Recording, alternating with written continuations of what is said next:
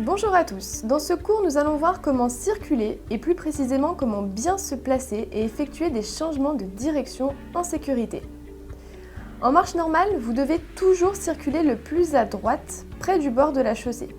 Ce principe ne s'applique pas en cas de voie réservée, comme une voie réservée au bus par exemple. Lorsque vous circulez à droite, vous devez porter une attention particulière aux panneaux et au marquage au sol délimitant la voie de circulation. Enfin, retenez bien que la voie de gauche est exclusivement réservée au dépassement des autres usagers ou pour changer de direction. Passons aux distances de sécurité. Ce sont toutes les distances qu'il faut garder pour circuler en sécurité. On distingue les distances de sécurité avec le trottoir, le bord de la chaussée, les véhicules stationnés ou les autres voies de circulation et les distances de sécurité avec les autres usagers à gauche, à droite, devant et derrière. Dans le cas d'une intersection encombrée, sachez qu'il est très important de ne pas s'engager dans une intersection si celle-ci est encombrée pour ne pas gêner les autres usagers. Comme ce carrefour par exemple, je m'arrête bien avant le passage piéton, même si je peux passer afin de ne pas bloquer l'intersection. Pour finir avec les placements, et dans le cas d'un bouchon, on doit rester dans sa file.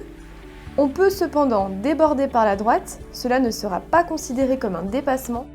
Allumez les feux de détresse si vous êtes le dernier de la file pour ne pas surprendre les usagers arrivant derrière vous.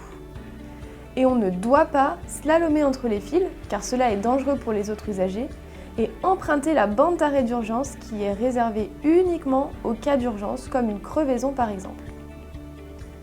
Voyons maintenant comment faire pour changer de direction. Il est très important de le faire en sécurité. C'est-à-dire que dans un premier temps, je vérifie la signalisation au sol ou les panneaux. Ensuite, j'analyse l'environnement, comme le piéton dans ce cas précis. Et enfin, je contrôle mes rétroviseurs, j'actionne mon clignotant et je contrôle mon angle mort afin de m'assurer qu'aucun usager ne me dépasse. À présent, comment dois-je m'y prendre pour tourner à droite ? Je dois veiller à ce qu'il n'y ait pas d'ambiguïté pour les autres usagers. Pour cela, je dois tout d'abord serrer le bord droit de la chaussée en faisant attention à ne pas monter sur le trottoir ou rouler sur une bande cyclable. Ensuite, je contrôle mes rétroviseurs et mon angle mort droit car un cycliste ou un deux roues pourrait être présent. Et enfin, je vérifie à droite et à gauche car un dépassement pourrait être en cours sur la voie que je rejoins, notamment si je tourne sur un axe prioritaire.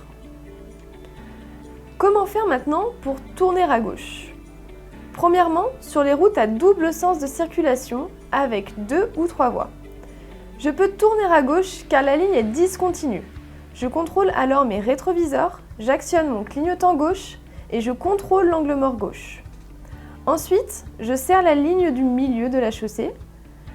Je ralentis progressivement, je contourne le centre de l'intersection pour tourner. Et enfin, lorsque j'ai tourné, je dois me positionner à l'extrême droite de la chaussée, car comme nous l'avons dit plus haut, on doit circuler le plus à droite possible. Deuxièmement, sur les chaussées à sens unique.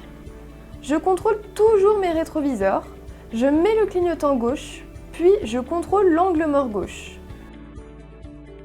Ensuite, je serre légèrement à gauche ou je me place dans la voie la plus à gauche car aucun véhicule ne doit arriver en sens inverse. Je ralentis progressivement pour avoir le temps d'analyser l'intersection et de m'assurer que personne n'arrive de gauche ni de droite. Et enfin, si personne ne vient de la rue perpendiculaire, alors je peux tourner.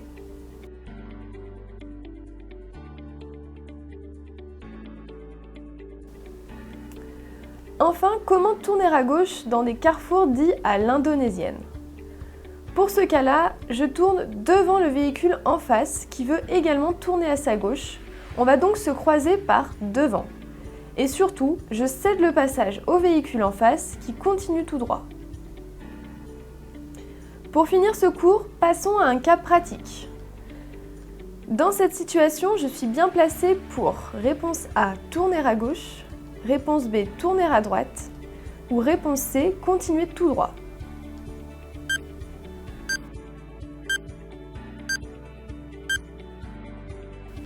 Les bonnes réponses ici sont la B et la C. À hauteur de cette intersection, je peux tourner à droite immédiatement ou continuer tout droit. Pour tourner à gauche, j'aurais dû en effet me placer plutôt dans la voie de stockage à gauche. Nous en avons terminé avec cette partie circulation concernant les placements et les changements de direction. Je vous invite à continuer sur le thème de la circulation en consultant notre prochain cours sur les croisements et qui passe le premier.